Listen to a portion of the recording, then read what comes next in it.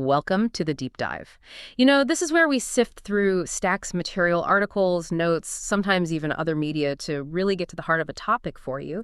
And today we've got a particularly interesting setup. We're diving deep, and part of our source material actually seems to be a podcast script itself, specifically from the TKD Coach SCZA podcast. Ah, yes. Their stated topic, which is now our focus too, is the life of General Choi Hong-Hi. Exactly. So our mission today is to unpack this really extraordinary life. General Choi, the complexities he navigated, the huge legacy he left behind, all seen through this mix of online sources, press reports, and yeah, that podcast script. It's quite meta, isn't it? Analyzing a podcast research while doing our own. It really is. And they even note in their script that the research was conducted online and based on numerous press reports, which is pretty much what we do here too. So we're looking at their claims, our sources, trying to build the most complete picture. And as we dig in, what really strikes me is how General Choi's life story across all these sources reads like this incredible narrative of, well, sheer perseverance. Right, against some pretty daunting odds. Absolutely. From, a rebellious kid under colonial rule through prison, war, leading armies, political exile. Yep. All the way to founding a global martial art. It's more than just biography. It's a real saga of resilience and innovation and sometimes, profound personal cost. So for you listening, you might practice Taekwondo, or maybe you've seen it, but the man who forged it, General Choi. Exactly. Do you know his story?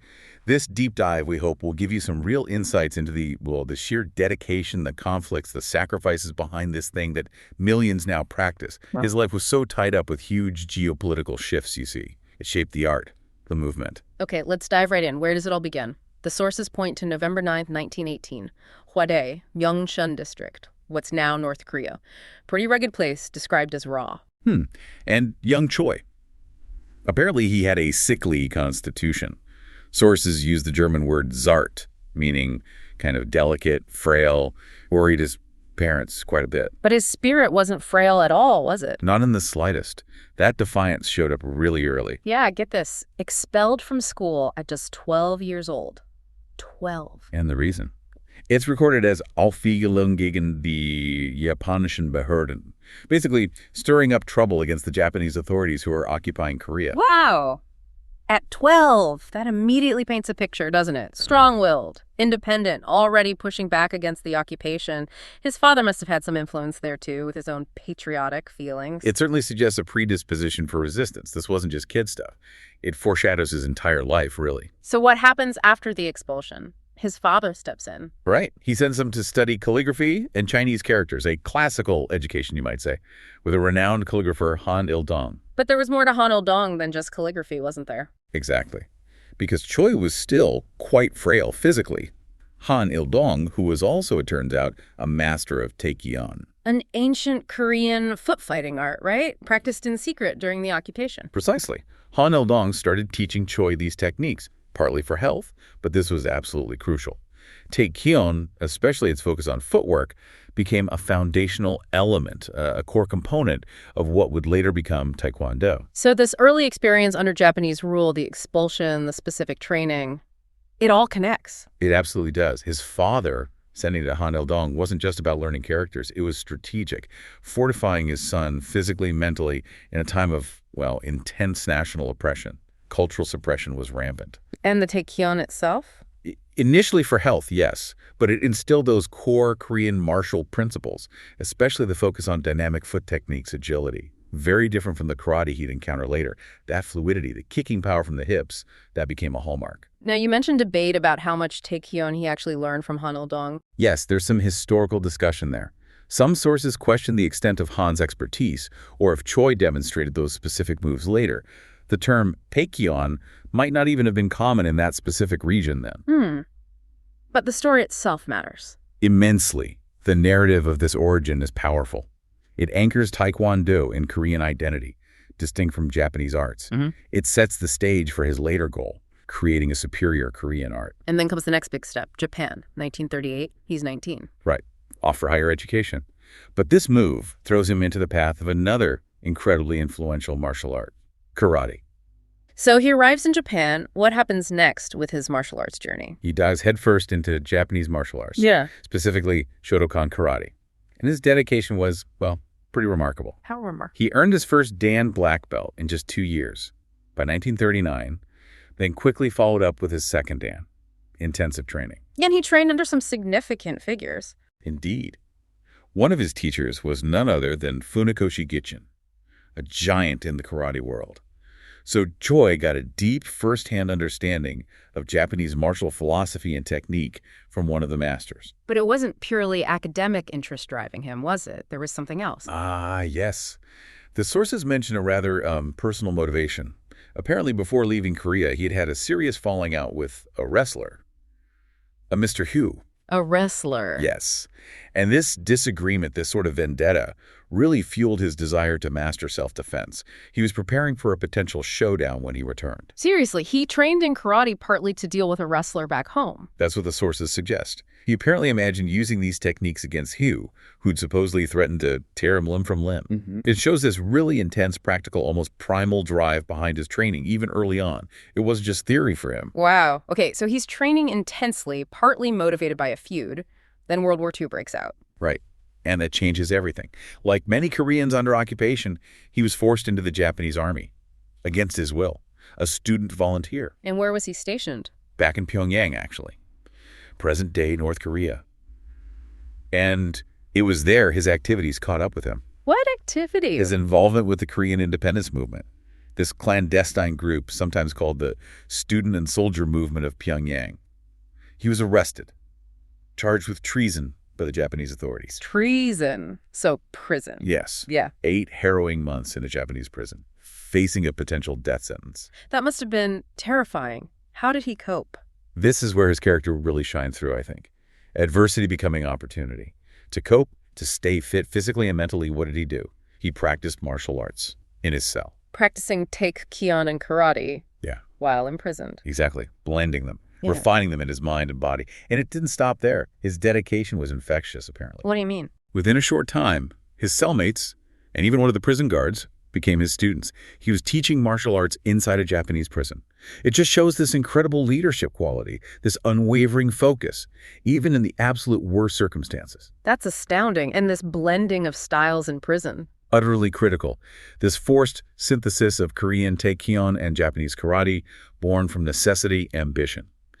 This is where the real conceptual groundwork for Taekwondo was laid, in that cell. And then liberation comes, August 1945. Almost unbelievable timing. Just 3 days, the sources say, before his scheduled execution for treason.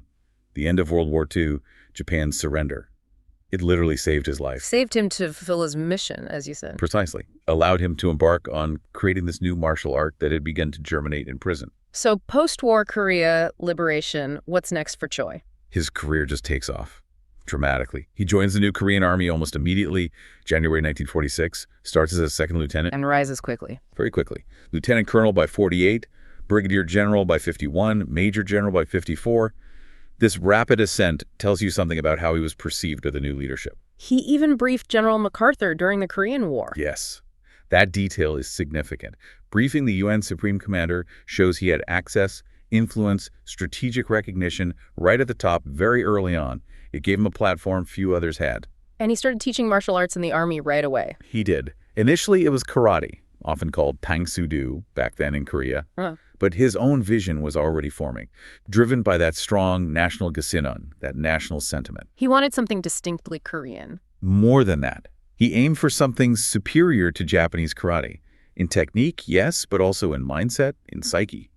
This became his life's work, basically, a 10-year project, constantly researching, refining. Drawing from different arts. Absolutely. Taekyon, Kung Fu, karate. He wasn't just borrowing. He was engineering new techniques, improving old ones, synthesizing everything into a coherent system, the original Taekwondo. And his military position was key to this. Crucial. Think about it. Being able to integrate this new art directly into army training. That provided a huge structured environment for development, testing, and getting buy-in from soldiers. A massive advantage. He established a specific place for this. Yes, in 1953, the Ode to Kwon, Gym of My Way, specifically for the military. And he was smart about it. He brought in top instructors from other Korean martial arts schools, the other Kwons. Unifying them. That was the goal. With his key ally, Nam Tae-hee, his right-hand man, They worked to merge these different styles. It wasn't just about blending techniques, it was about effectiveness, creating something powerful and distinctively Korean, breaking away from the Japanese dominance. That must have been politically difficult unifying different schools. Extremely. Each Kwan had its own pride, its own history. Choi and Tae-Hi had to persuade these leaders to look beyond their individual schools towards a unified Korean martial identity. It speaks volumes about their leadership. And his influence spread beyond the military, too. Yes. By late 53, he was also overseeing the Cheongdo-Kwan, the Gym of the Blue Wave, which was, at the time, the biggest civilian martial arts gym in Korea. So he was building bridges, reaching both military and civilian populations. So 1954 is a key year. Monumental. That's when the art, what we now call Taekwondo, was largely codified, documented, and its acceptance was rapid. Even older, established combat schools started teaching this new system. That shows how successful his unification efforts were, initially at least. And the Fifth Division on Jeju Island. Ah, yes. An elite unit he commanded. He put his own fist on their flag. That symbol, that name. It was all about instilling this fierce martial fighting spirit. Jeju became known as the womb of Taekwondo, a place where the art was forged in rigorous training. Then comes the demonstration for President Ri in 1955. Right, a pivotal moment. Held on the president's birthday and the division's anniversary, it was a huge success. Ri was incredibly impressed. But he misidentified the art, called it Taekkyon. He did. And while it might seem minor, that comment highlighted a critical problem. This new, powerful Korean art needed its own name, something distinct, something unified to represent its unique identity, especially on the world stage. It pushed Choi to finalize the naming process. Which brings us to April 11, 1955, the official naming. The official birthday, you could say. Choi convened this crucial meeting. Masters, historians, public figures. He knew they needed one name to replace all the confusing terms floating around. Dangsu-do, Gongsu, Kwanbop, Taekkyon. And he proposed Taekwondo. She did, and based on his arguments, his vision, that's the name they formally adopted, Taekwondo. It was a powerful moment, a declaration of identity. Not just semantics, as you said earlier. Not at all. It was a deliberate act of nation-building almost, solidifying a Korean art, distancing it from the colonial past, establishing its own philosophy and techniques. This name was the bedrock for everything that followed internationally. And his position helped push it globally. Absolutely. His military rank, and later his role as an ambassador, these gave him unique access and influence. He strategically used these positions to promote Taekwondo. That's a really distinctive part of its history. The international push started fast, 1959. Amazingly fast. Yeah. Just 4 years after the naming, he led a 19-member demo team, top black belts to Vietnam and Taiwan. And the impact? Breathtaking displays, the sources call them. So impressive that both countries decided to adopt Taekwondo for their military training. That was the first major step abroad. Huge potential unlocked. And the 1960s saw even more traps. Relentless travel. USA, Malaysia, Singapore, West Germany, Italy, Turkey, Egypt, Canada. He led teams everywhere. And crucially, he didn't just demonstrate. He left instructors behind to establish national associations, planting seeds, building infrastructure. Malaysia became particularly important. Very. He went there in 1962 as the first Korean ambassador, introduced Taekwondo personally. His efforts were so successful, Malaysia became known as the second home of Taekwondo, a testament to his focused strategy. He wasn't just a martial artist, he was a strategist. Definitely. And by 1965, he even got official backing from the South Korean government. They declared Taekwondo the national martial art. That added another layer of legitimacy for its international promotion. Then comes the big organizational step, the ITF. March 22nd, 1966. A landmark. The International Taekwondo Federation, founded in Seoul. General Choi, naturally, elected its first president, an office he held right up until his death. How many countries initially? 9 founding members. South Korea, Vietnam, Malaysia, Singapore, West Germany, the U.S., Turkey, Italy, and Egypt. Historically significant, the first time Korea hosted any international organization like this. Taekwondo was officially global. A period of real triumph, it seems. But clouds were gathering. Yes. Even as the ITF was taking off internationally, the political situation back home in South Korea was getting complicated, particularly the relationship between General Choi and President Park Chung-hee. There was history there, right? Bad blood. Deep history. Decades earlier, Choi had been on the military tribunal that sentenced Park to death. Park survived, obviously. But that kind of history creates lasting animosity, and this simmering conflict was about to fundamentally change everything for Choi and for Taekwondo. So the political climate worsens under Park Chung-hee in the late 60s, early 70s. Yeah, increasingly authoritarian. And then comes the critical flashpoint for Choi. President Park starts using Taekwondo explicitly for political purposes, anti-communist propaganda. And Choi objected strongly. Fiercely. He saw it as a complete betrayal of the art's principles, its universal spirit. He was adamant that Taekwondo should be above politics. This clash of ideologies, layered on top of their personal history, it became untenable for Choi. Which led him to make a drastic decision. Exile. In 1972, he chose to leave South Korea voluntarily. A massive personal sacrifice, cutting ties with his homeland to protect, as he saw it, the integrity of Taekwondo. Where did he go? He moved the ITF headquarters to Toronto, Canada, a strategic choice. Toronto was diverse, well-connected internationally. He felt it provided a neutral base, halfway between Asia and Europe, ideal for spreading Taekwondo globally without regard to politics, as he put it. And this was during a particularly repressive time under Park. Exactly. Park's regime was cracking down hard. Choi's exile was a direct challenge, undertaken at considerable personal risk. And the South Korean government reacted. Immediately and aggressively. Seeing the ITF move as a defection, President Park ordered the creation of a rival organization, right there in Seoul. The World Taekwondo Federation, the WTF. Precisely. Formed in 1973, explicitly positioned as the government-loyal alternative, designed to counter Choi's influence, to bring Taekwondo back under state control.